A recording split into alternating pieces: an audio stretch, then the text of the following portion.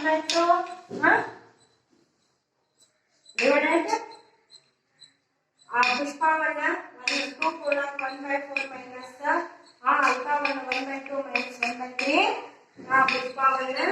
1/2 divided ಪುಷ್ಪವರ್ಣ 2 ಪೂರ್ಣಾಂಕ 1/4 minus 1/2 minus 1/3 ಇದು ಇದನ್ನ ಏನ್ ಮಾಡ್ಕೋಬೇಕು ನಾವು ದಶಾಂಶ ಹಾಕಬೇಕು 6 ಬರ್ತೈತಿ ಮೊನ್ನೆ 6 3 2 6 3 ಒಂದೇ 3 ಎರಡನ್ನ ಗುಣಾಕಾರ ಮಾಡಬೇಕು 2 ಒಂದೇ 2 3 2 1/6 ಅಂತ ಬಂತು ಈ ಒಂದು ಅಲ್ಪವರ್ಣದ ಮಾತು ಈಗ ಪುಷ್ಪವರ್ಣ ಬರ್ರಿ 1 ಪೂರ್ಣಾಂಕ 1/2 divided 2 ಪೂರ್ಣಾಂಕ 1/4 ಮೈನಸ್ 1/6 ಅಂತ ಬಂತು 1/2 divided by ಪುಷ್ಪವರ್ಣ ಎರಡನಾಕ್ಲೆ 9 ಮೈನಸ್ 1/6 ಹಾಗಾದ್ರೆ ಈಗ 4 ಮತ್ತು 6 12 ಬರ್ತೈತಿ 12 6 ಎಷ್ಟು 12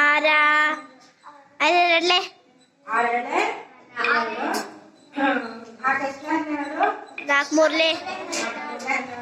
9 ಎಷ್ಟು ಪವನ 27 ಮೈನಸ್ 2 2 27 ಎಷ್ಟು 12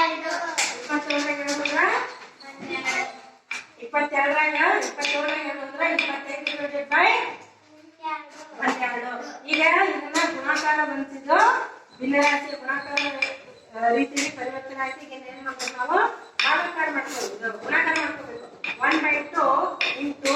20 ಇದನ್ನ ಇಲ್ಲಿ ಭಾಗಾಕಾರ ಚಿಹ್ನೆಯಿಂದ ಗುಣಾಕಾರ ಚಿಹ್ನೆಯಾಗಿ ಪರಿವರ್ತನೆ ಮಾಡ್ಕೋಬೇಕಂದ್ರೆ ವಿಲೋಮ ಆಗುತ್ತೆ ವಿಲೋಮ ಅಂದ್ರೆ 12 ಮೇಲೆ ಆಗುತ್ತೆ 25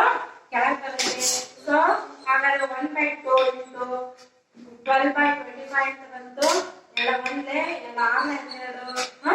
6 ಒಂದೇ 6 25 6 divided by 25